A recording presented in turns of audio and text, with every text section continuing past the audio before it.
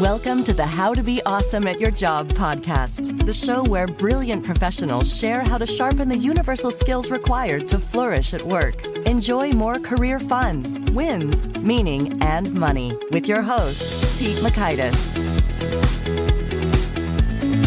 Hello, and thanks so much for joining us here for episode 680 with Gina Osborn. If your life or career has thrown you for a loop, there's some chaos, there's some crisis, there's some change, Gina has got the goods to share. She's drawn from her experience in the FBI. She's learned a thing or two she passes along. So you'll learn 1, how to find your footing as a new leader. 2, how to stay cool and calm in the face of a crisis. And 3, how to convince others to embrace change. So if you want to check out the show notes or the transcript or the links to items we've referenced, drop on by awesomeatyourjob.com/EP680.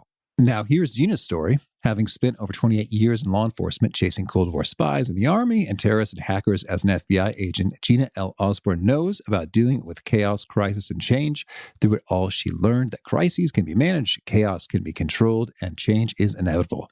Gina is a leadership consultant and international speaker. She hosts the Lead Like a Lady podcast, which features inspiring women who have made it to the top in male-dominated industries. Big thanks to Gina for sharing her wisdom with us. And big thanks to our sponsors. Check them out. One sponsor to check out is EarthBreeze. I recently saw a Netflix documentary that talks about all the plastic that we throw away and we try to recycle, but it doesn't really get recycled. So I've been trying to reduce my plastic, and the most wonderful way that I've been doing so has been skipping those gigantic laundry detergent bottles for EarthBreeze detergent sheets. EarthBreeze detergent comes in super convenient cardboard, plastic-free packaging, so it's much more eco-friendly than your normal detergent. And I love how portable and quick and easy they are, and I save a pretty reasonable amount of time skipping having to carefully pour and measure liquid detergent into the machine by just tossing in a quick and easy sheet in there. I personally like their scent-free version, so check out EarthBreeze for an easy way to get clean clothes without the plastic waste and get 40% off with your subscription at earthbreeze.com/awesome. That's earthbreeze.com/awesome.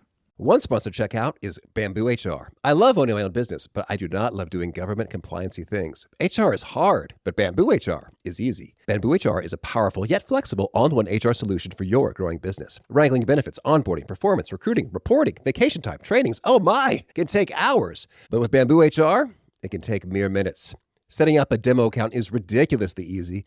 I didn't have to coordinate calendars to schedule a demo with a sales rep. Nope. I just created a sample account with sample data within 3 minutes of visiting their website, so I could immediately behold its vast capabilities. The software is genuinely beautiful in its breadth and simplicity. No wonder 34,000 companies trust Bamboo HR with their HR needs. So reclaim your time and check out the free demo at bamboohr.com/free demo. See for yourself all that Bamboo HR can do and how truly affordable it can be too. That's bamboohr.com/free demo. One more time, bamboohr.com/free demo. Now, here's Gina. Gina, thanks so much for joining us here on the How to Be Awesome at Your Job podcast. My pleasure. Well, I think we need to start with an exciting FBI story, Gina. Can you give us a riveting tale that tees us up for talking about calm and crises and managing our emotions? I've dealt with cyber crises. I led the team that investigated the Sony Pictures Entertainment hack. I dealt with terrorism in Southeast Asia. So, a specific story. There's so many. Well, I'm intrigued by the Sony one. If you're open to suggestion, let's hear it. Sure. Okay. Yeah. So the Monday before Thanksgiving in 2014, we got a call from Sony Pictures Entertainment who had a very menacing screenshot on all of the computers for Sony Pictures Entertainment. And it said that the Guardians of Peace had taken over their systems and some menacing language about, we told you, blah, blah, blah.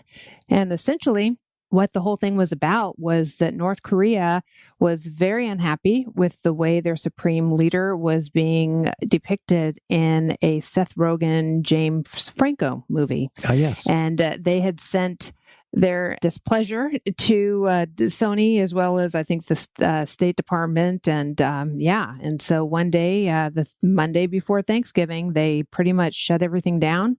And then over the course of a couple of weeks, they were putting it out on Pastebin, all the information, emails between the executives, embarrassing emails, content, scripts, things like that. So yeah, it was pretty devastating.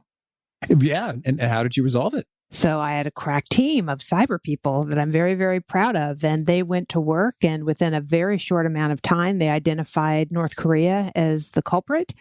And the investigation continued. And it turned out that North Korea was also behind the WannaCry ransomware that was out that caused, I think, $1 billion worth of loss, as well as a hack into the Bank of Bangladesh, where they stole, I think, about $81 million. So my folks wound up indicting some folks over in North Korea. And it was just a very, very interesting insight into how they're basically funding their nuclear weapons program. That's wild. That's wild. And so I understand that when you started and you took over the FBI cyber and computer forensics program, you didn't have much technical knowledge. Can you tell us how that came to be and how you managed? Yes, I like to say that I was a very good leader, but but when you don't have technical credibility with your team, it's kind of hard to lead. So I was on the FBI's inspection staff. In order for us to get promoted into the executive ranks, we have to do about 18 months on the mothership. So I went back to Washington, D.C. I was on the inspection staff, and I was a team leader, and none of the other team leaders volunteered to inspect cyber programs, because cyber back then, this was like in 2005, it was relatively new. And not a lot of people had the technical expertise to really inspect a cyber program within a field office. And so I didn't learn in the Army not to volunteer for things, which is something I should have learned. But I'm glad that I didn't learn it, because I volunteered to go and look at the Chicago's office, and they had a very large cyber program. And then I just sort of became the cyber programmatic expert within the inspection staff. And then right when I was going back to Los Angeles, they had created the first cyber assistant special agent in charge position. So I put my hat in the ring, and I wound up getting that. And yeah, I definitely had to change my leadership style, because I had always been a lead from the front leader. But when you can't lead from the front when you don't have technical knowledge when you're a cyber person. So I became a servant leader, and I got my cyber geniuses everything they needed to do their jobs. And they were wildly successful. Oh, that's great. Well, so then I'm curious in terms of just the chatter in your own head and your mindset, when you find yourself in that place, are you like, oh, shoot, I'm going to screw up, going to fail, I'm not equipped for this? Like, how does your brain go, and how do you manage those sorts of thoughts? Well, when I went into the military, I think fewer than 10% of the soldiers were women. When I went into the FBI in 1990, and that was in 1987. When I went into the FBI in 1996, there were only 14% of all of the agents were women. So I think I kind of, in the beginning, I had the negative thoughts in my head. I had gone from a cocktail waitress to a counterintelligence agent in the Army pretty much overnight, like within a 6-month period. So I had experienced those things back in the day. But I think at that point, after I'd been in for about 15 years in law enforcement, I think really all of the leadership traits that I had taken on up until that point had been very masculine leadership traits that didn't really suit me, because I was a very good communicator, a good problem solver. I was very empathetic. I like to build teams and create relationships and things like that.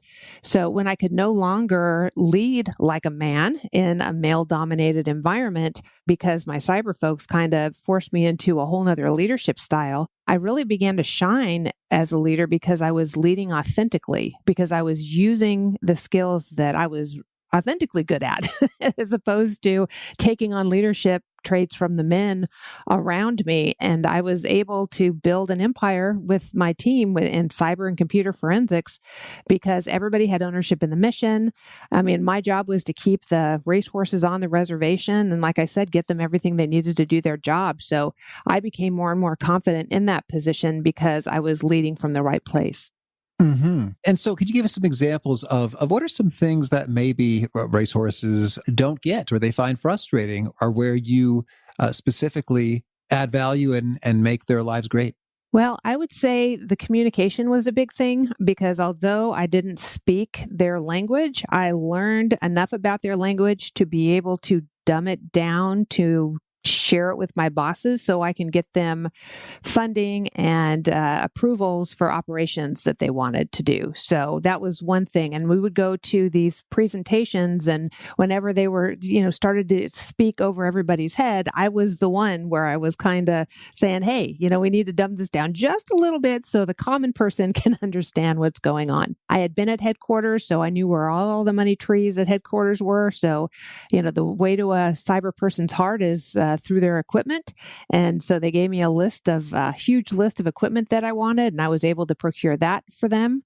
And really building relationships. I had been in the Los Angeles division for pretty much all of my career, other than my time at headquarters. And I had really good relationships with chiefs of police because I had worked with them when I was a working agent.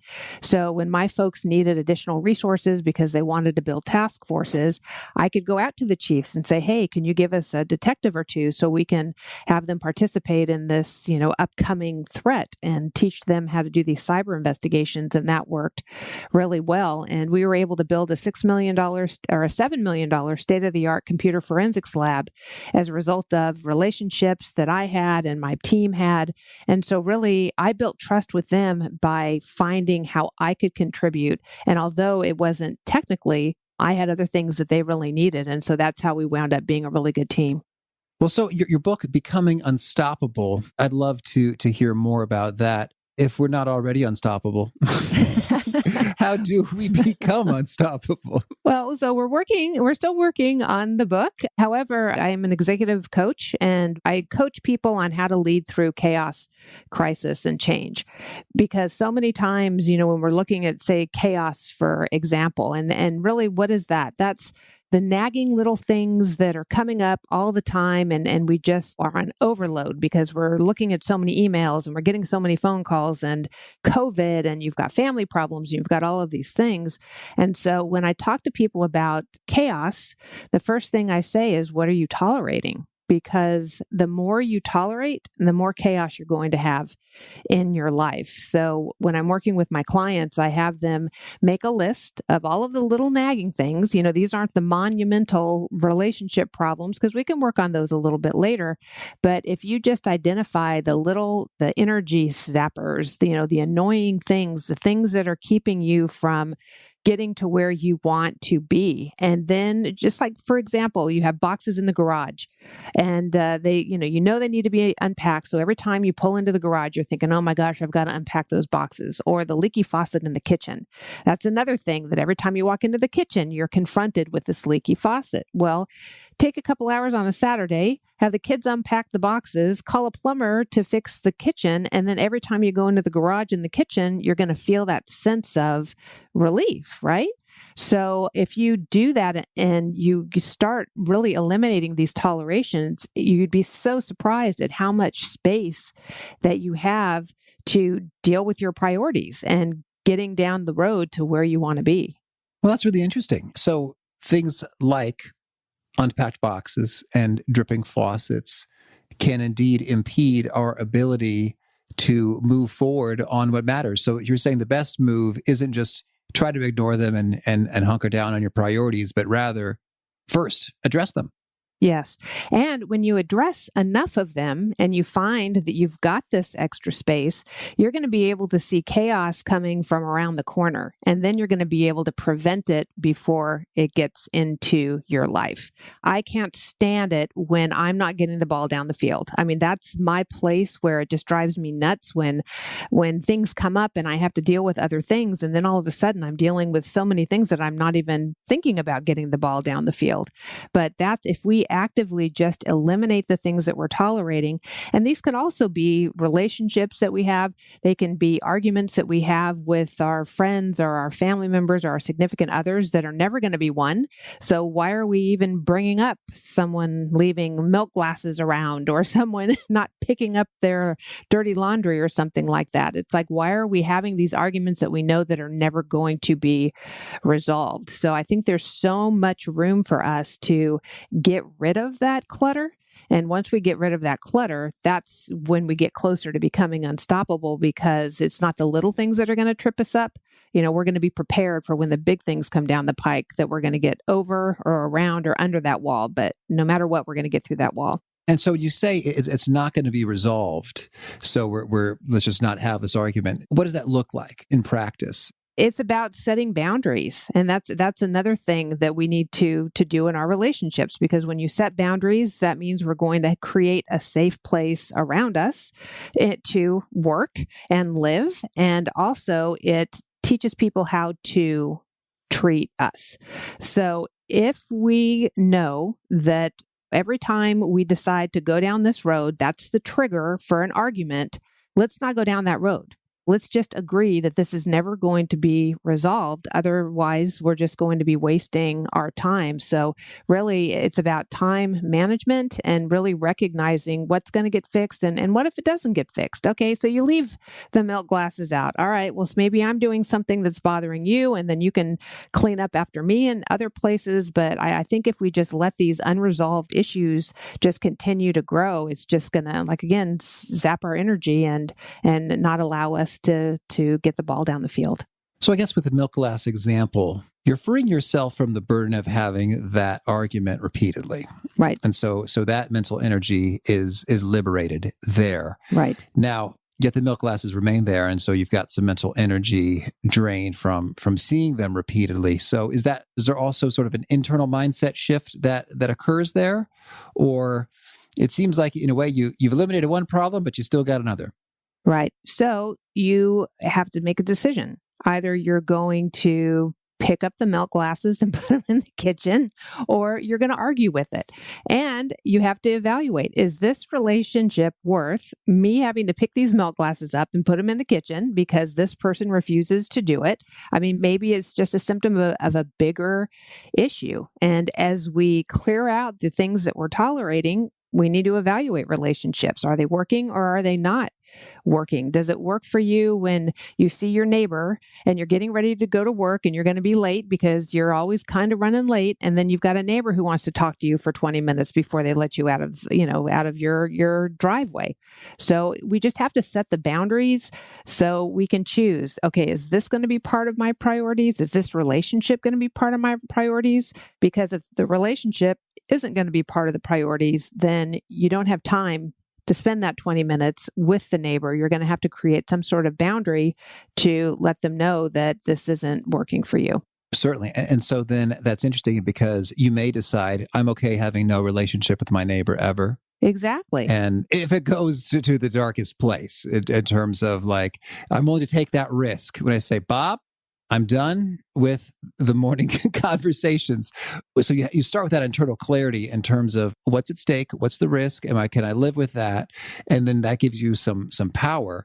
But yes, it sounds like that's where we're going to go next is how you have those conversations about setting boundaries effectively. Yes. Well, everything can't be a priority. So if you want to have time with your family, you want to get a promotion, you want to spend time with your elderly parents and take care of an elderly parent, where does the neighbor come in on the priority list? And everything can't be a priority. So if the neighbor's got to go, then you can't, like I said, you can't do everything right. And that again brings chaos into our lives when we don't have priorities set and everything is a priority. And so all we're doing is juggling all day, and that doesn't make for a good quality of life. Okay, great. So we've set up some things here such that your overall mental peace and space is in a better place for when crisis does happen. So when crisis happens, maybe first can you define that for us, crisis? How do you recommend we navigate through it? So before we go there, just remember that if we don't deal with chaos, it could very well turn into a crisis. So we definitely want to know that the importance of getting rid of the chaos before it becomes a crisis, that's going to help you in the long run. But what is a crisis? So a crisis can be anything from a death of a family member, illness. It could be divorce. It could be any major change, anything that happens at work. I mean, if we're watching the news, there's so many cyber attacks that are happening. I mean, that would be considered a crisis as well. And I've had to deal with a lot of these crises between my time in the military as well as my time in the FBI. And so whenever something major would happen, the first thing I would do is set priorities. I mean, first I want to hear about everything, of course, what's happening, everything that everybody has, give it to me as the leader. But then I need to set priorities. And those priorities can change, but at least there's got to be some sort of roadmap out there that this is what we're going to follow until there's a change. Now, as new information comes in, you need to be flexible and you need to be able to change with that. It's also important to have a great team with you. Whenever I would have a crisis, the last person that I would want on my team is somebody who is going to be sapping us of our energy, somebody who would be complaining, somebody who wouldn't be, working as hard as everybody else. So you definitely want to choose a good team around you to deal with the crisis and eliminate anything that's getting in your way of going down the road to getting your priorities checked. And then it's just working every day and keeping your eye on the ball and getting through it. I think a lot of time people maybe give up before the crisis is dealt with, but sometimes we don't have that luxury. But a lot of times people will grieve for a very, very long time because they choose not to deal with the crisis. So I think when there is a crisis, or I know when there's a crisis, setting priorities, having a good team, having a roadmap to get to the end of dealing with the crisis, and also knowing what success looks like so that there can be an end to what this crisis is. All right. Well, and so then when it comes to the setting of priorities, how do you recommend we arrive at them? Like, is there some key questions or a thought process that you go through? Well, I mean, my crises would be different than other people's crises. But if you look at what the crisis is, and really identify, okay, again, what does success look like? Where are we going with this? Are we going to be mired in the crisis until it chews us up and spits it out? Or, how do we get out of it or evolve out of what's happening now? So really, that's where the priorities come in, and setting those priorities of, okay, we're going to do X, Y, and Z, and this is what we're going to do until this time. It's very important to know where you're going as opposed to just being sucked into an undertow of a crisis. Well, so I guess that's what's tricky about a crisis is that there could very well be dozens of directions that you feel kind of urgent all at once. So maybe could you walk us through an example of, hey, crisis appeared and here's how you arrived at the priorities and what they were? Sure. So with Sony Pictures Entertainment, looking at, okay, we have this crisis because we've got a company that's on American soil that has been attacked by a adversary, a nation state. All right, that is a problem. Okay, what do we know? So send people out, get the team together, identify who's going to be on this team, who has the skills to be able to identify who did it, because that's what the FBI does, is they conduct the investigation. Also, we had to be mindful as to what was going on with the victim company. And because I think 47,000, someone will have to check my math, employees and former employees, all their information, their social security numbers, privately owned, everything was out there in the wind. So now you have a workforce that has been victimized. So we had to address that by giving presentations about identity theft and also having there was a huge media push, wanting to know what was going on, what happened to Sony. All of this information was coming out about every 3 days. It was posted to Pastebin by the adversary.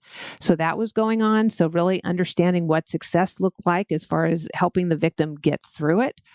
And then working every day to conduct the investigation so that we can identify who did it and bring those people to justice. And when you're in the midst of things and if you find yourself freaking out, how do you return to calm and collected and wise?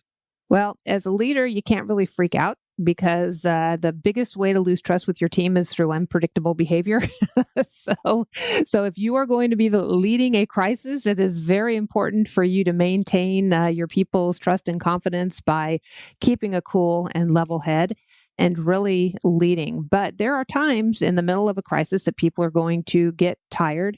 And that's why it's so important to have a good team around you. I mean, if you're going through a divorce, if you're dealing with an illness, if different things can happen within a family, making sure you have that team. A lot of people are fearful or they are embarrassed or there's shame in reaching out to other people to ask for help. But I don't know about you, Pete, but whenever somebody's going through a problem and they ask me for my help, I am honored to help them out with the problem. And I think a lot of people feel that way. So people shouldn't be afraid to ask for help, because if you're going through something very, very difficult, you don't have to do it alone. Get a team around you that's going to help you through that crisis. And that's very, very important. So whenever I would get tired, I mean, I had other leaders that I worked with, and they were doing a great job. So really, that's why you have a great team around you, because sometimes you can't throw the punches every day. Sometimes you got to sit down and rest for a minute. And that's why you have a good team around you. All right. So we talked about the chaos. We talked about the crisis. And now how about change? Change is inevitable. Change is going to happen. And I've worked with some clients who have a very, very strong culture and tradition, and their workforce is resistant to change. In fact, I dealt with that myself when I was with the FBI, especially after 9/11. How do you go from being a criminal investigative organization to a national security intelligence gathering organization, right? We went from investigators to intelligence collectors almost overnight. And so how do you take a workforce that were working gangs and drugs and organized crime and bank robberies and tell them that they're going to work terrorism now? So I definitely got an education, because I was a counterterrorism program coordinator in Los Angeles after 9/11, and we had to create 15 terrorism squads within like an 18-month period. And so, I mean, really trying to enlist people and giving them ownership and being part of the change, that's going to break down the resistance, as opposed to saying, this is how we're going to do it, and then do it. I don't think it has to come from the top down.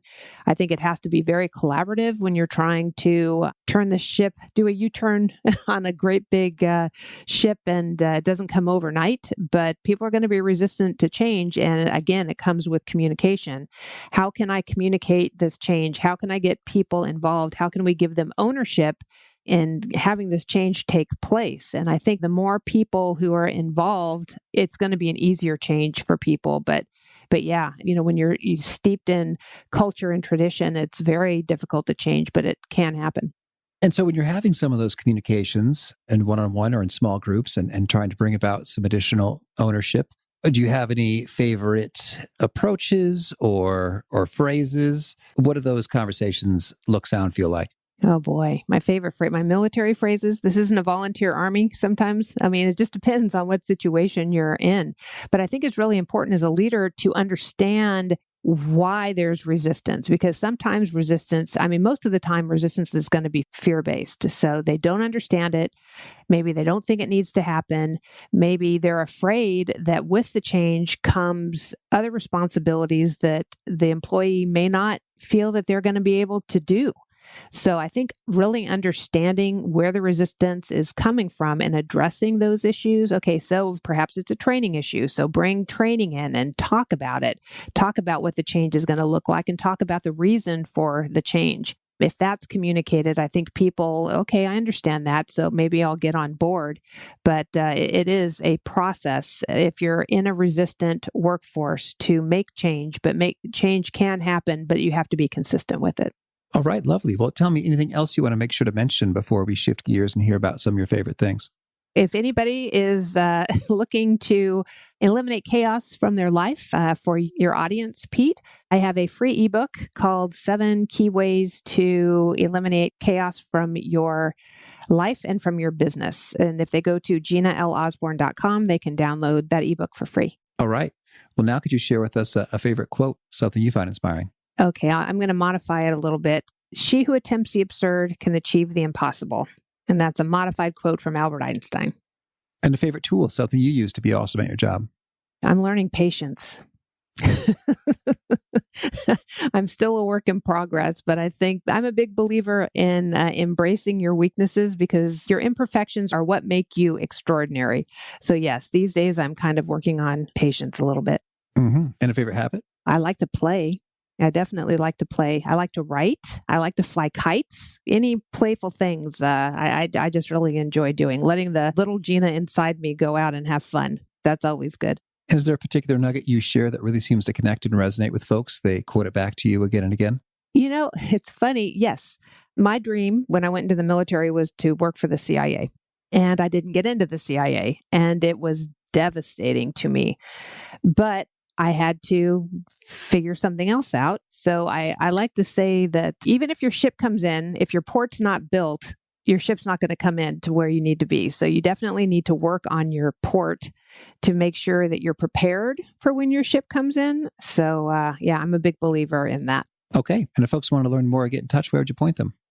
I would say you can listen to me on my podcast. It's called Lead Like a Lady, and it features remarkable women who have made it to the top in male-dominated fields. And I also have another podcast called Behind the Crime Scene, which is a true crime podcast. You can find those on your favorite podcast provider.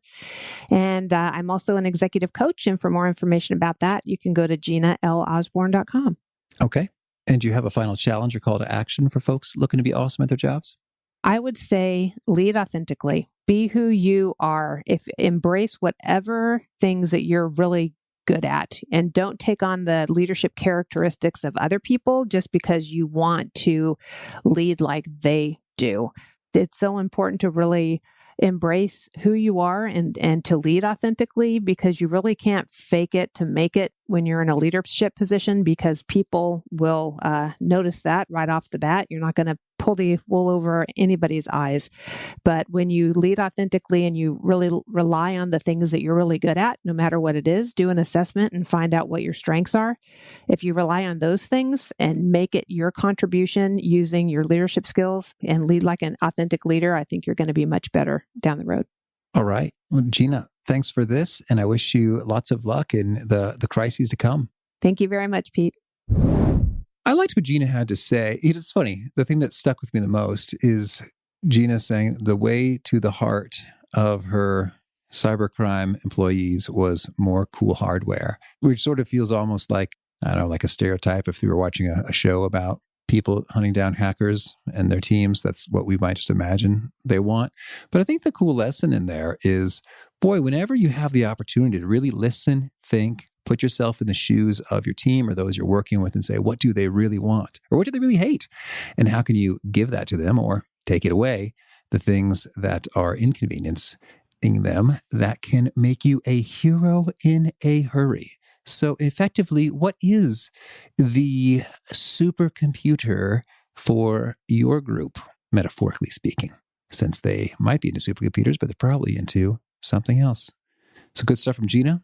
If you want to check out the show notes or the transcript or the links to items we've referenced, they're at awesomeatyourjob.com/EP680. Hope to catch you next time, and peace. Thanks for listening. To get the most out of the show, we recommend 2 key things. First, check out the extra resources at awesomeatyourjob.com. You can find this episode's transcript and links, as well as the perfect episode for your situation. You can search the full-text transcripts of hundreds of episodes or explore episodes tagged by topic and competency covered. Second, subscribe to the podcast and get future episodes automatically. You can subscribe by telling Siri and several other smartphones and speakers, subscribe to the How to Be Awesome at Your Job podcast, or by tapping subscribe in your podcast player of choice. If you'd like some extra help figuring out podcasts and how subscriptions work, visit awesomeatyourjob.com/subscribe for guidance. Hope to catch you on the next episode of How to Be Awesome at Your Job.